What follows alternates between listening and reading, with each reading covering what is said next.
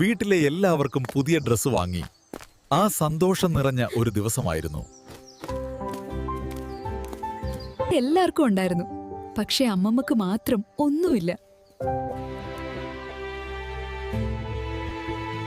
ഒന്നും പറഞ്ഞില്ല. സങ്കടം ഉള്ളിലൊതുക്കി.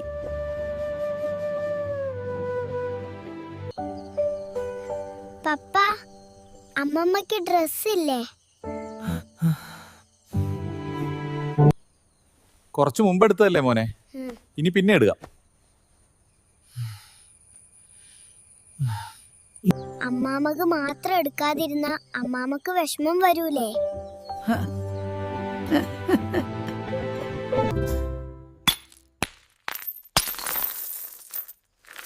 സ്വന്തം കുഞ്ചി പൊട്ടിച്ച് ചില്ലറ പൈസ കയ്യിലെടുത്തു. ആ പൈസ കൊണ്ട് അമ്മമ്മയ്ക്ക് ഒരു ഡ്രസ്സ് വാങ്ങിക്കൊടുത്തു.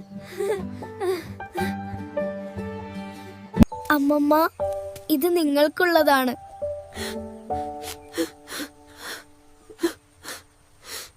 മൂല്യമുള്ളത് പൈസയല്ല, സ്നേഹമുള്ള മനസ്സ് തന്നെയാണ്. Don't forget to like and subscribe.